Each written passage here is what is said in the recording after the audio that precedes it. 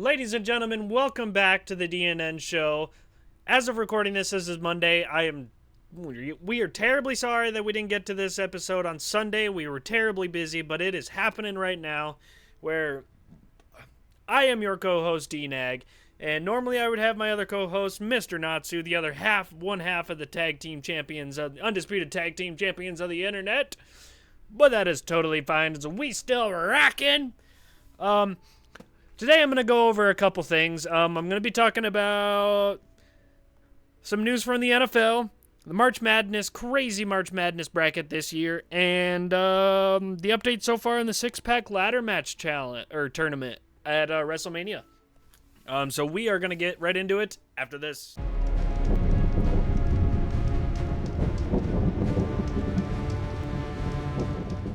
All right, thank you for tuning in again. So far, first, what I'm going to talk about is the NFL has banned the hip drop tackle from the defense. Now, a lot of people are really angry about it because now it's basically to the point where the NFL constantly looks to ban stuff from the defense and lower and lower and lower the probability of what the defenses can do. Especially with this now, unanimously deciding to ban the hip drop tackle, which I get it. It challenges it.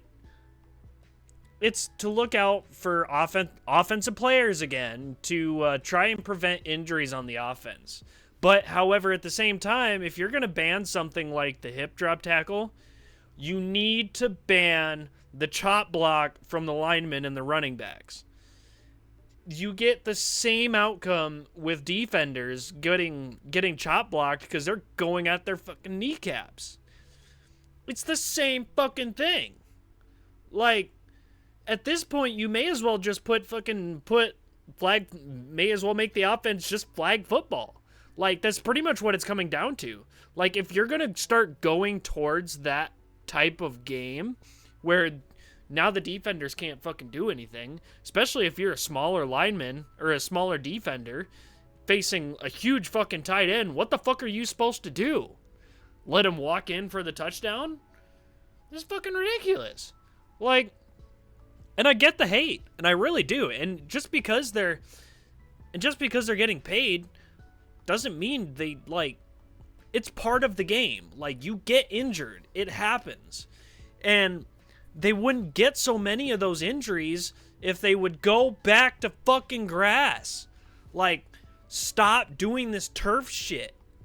That is one of the number one reasons why defensive players are getting hurt now, is because of the turf. Yes, I get it's easier to maintain. Yes, I get it's probably fucking cheaper. But it's ridiculous because so many people are trying to plant their feet to run, and then your foot is absorbing the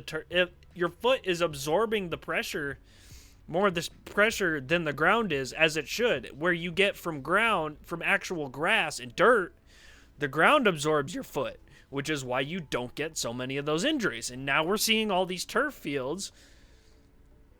It's causing more injuries. Like, I bet you will see just as many ACL injuries, Achilles injuries, MCL injuries. You're going to see just as many knee injuries this year, even banning the hip drop tackle, than you were last year. Get rid of the turf. And especially when soccer teams came in, they changed it to real grass for fucking soccer to come in. And then you change it back to fucking turf for football? What the fuck? It makes no sense. And to me, it makes sense in the sense of you're trying to avoid injuries. I get it, whatever. But the offense is being more protected than the defense is even getting protected. Like, you're fining defensive players for doing anything. You're fining players for celebrating. Now you're going to fine people for trying to do the hip drop tackle and banning the move. Just go to fucking touch football. Like, just go to flag football. That's all. Just do it.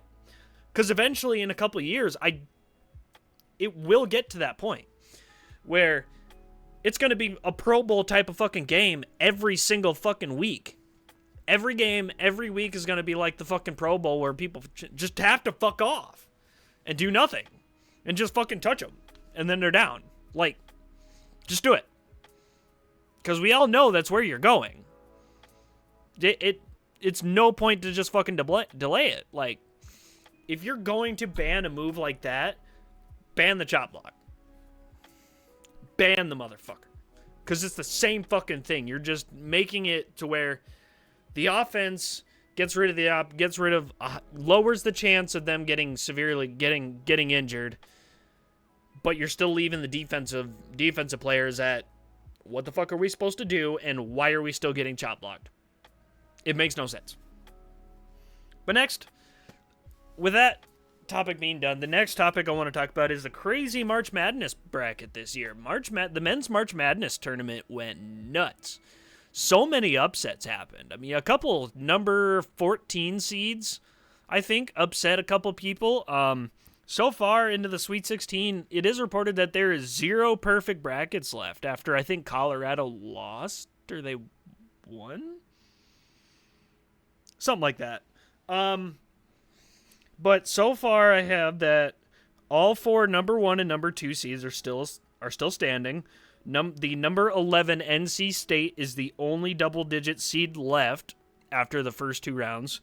I did see there's a lot of upsets going, and a lot of people, I think, are saying that the women's March Madness tournament is a little bit more hyped than the men's is this year, which let me know in the comments what you think, whether you're watching the men's or the women's bracket.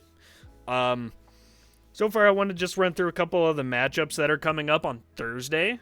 Number 2 Arizona is going to face Clemson. The number 1 UConn is going to face the number 5 San Diego State. The number 1 NC State is going to face number 4 Alabama, and the number 2 Iowa State is going to face the number 3 Illinois.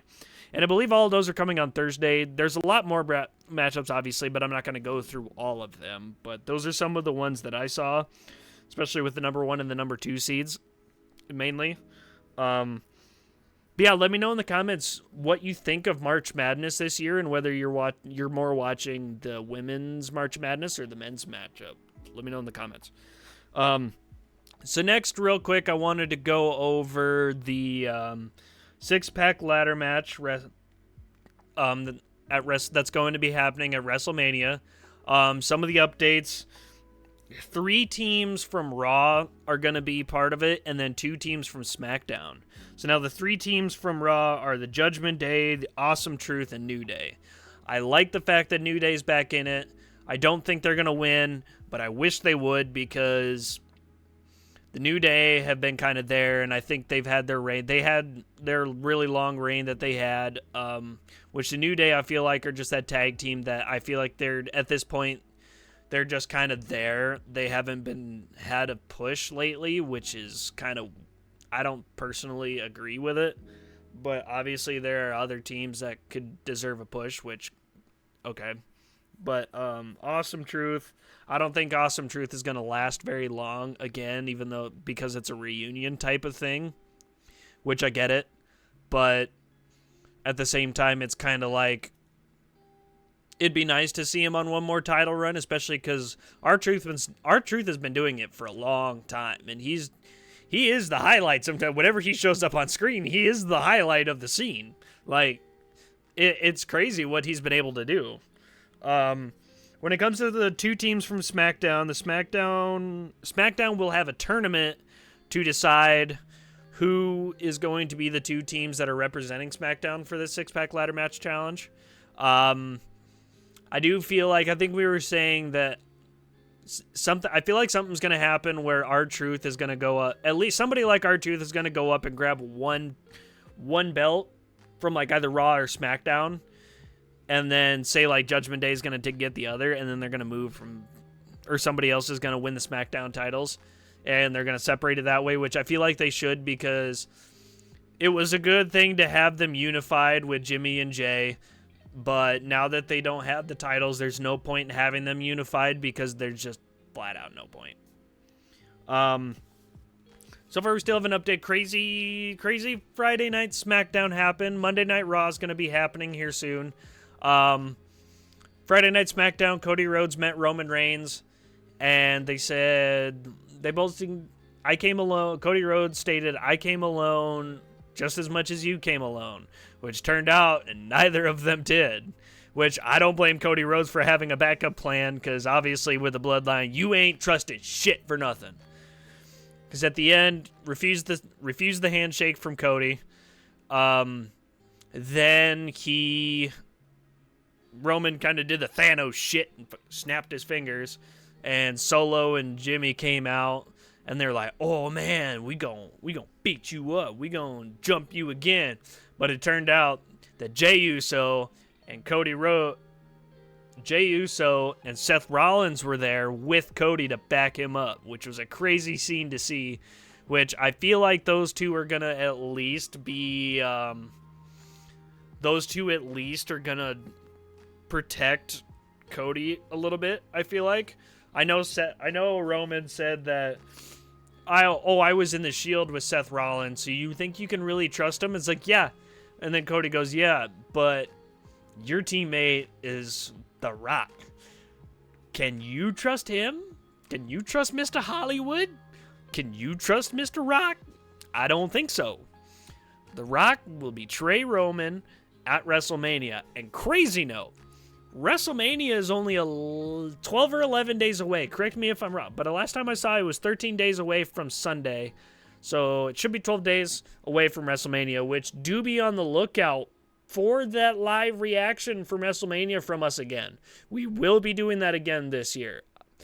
As of right now, the plan is to do it. If we don't both do it, I will certainly do it.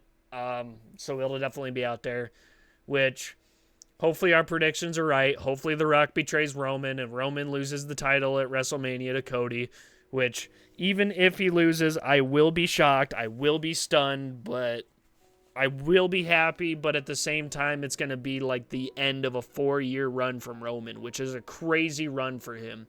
Even if it doesn't break the tie, if he doesn't lose if he loses and he's not able to beat the records, I think the Roman would have to hold the title for another whole year just to get close to Bruno Sammartino's record.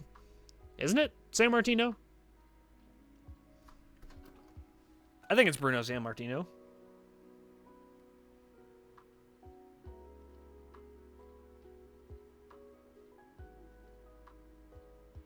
Yeah. Bruno Sammartino had it for 2,803 days. And how long has Roman had it?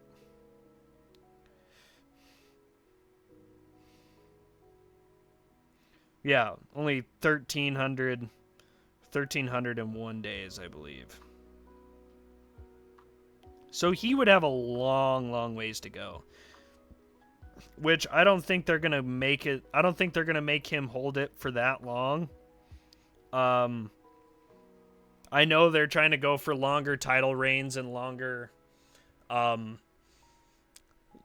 to bring back prestige to the titles, which is good. It is good, especially with Gunther being the longest reigning Intercontinental Champion. Again, like Mr. Natsu said, I don't agree with Sami Zayn facing him at Mania, because I feel like Chad Gable should have faced him, but it is what it is. I don't know what they're doing with that, but yeah. It'll be interesting to see, too, the triple threat match between RKO. I almost said RK Bro. Between Randy Orton, Kevin Owens, and Logan Paul. I do feel like Logan Paul is going to come out as champ. Me personally, which I don't agree with. I don't agree with the fact that it's a possibility that Logan's going to come out because he's a heel. I would hope from a personal standpoint, I hope that somebody like Randy Orton will win it, but I feel like they need to give him one more shot at one of the titles to tie or beat the record. I think it is. I think he's at 15 or 16 title reigns. But from a logical standpoint, I feel like they're going to build up Logan Paul to be a good wrestler because he is a good wrestler. He's done some crazy stuff this year that most people work their entire WWE careers to do. He's so well, and he's such a natural heel because people hate him anyway. yeah, that's it. That's all I've got for this one. I am going to end it here. I know it's a short video, but it is what it is. So thank you for tuning in, ladies and gentlemen. Don't forget to subscribe, like, comment, turn on the bell notifications, because we are trying our damnedest to keep these videos up, and we are working really hard. So we would seriously appreciate it. We are at 75 subscribers out of our 150 subscriber goal, so keep subbing, keep sharing. We seriously appreciate it. We seriously appreciate the support when we're trying to figure out our schedule. So thank you for tuning in. As always, stay classy, don't be trashy, and enjoy the rest of your day. Deuces.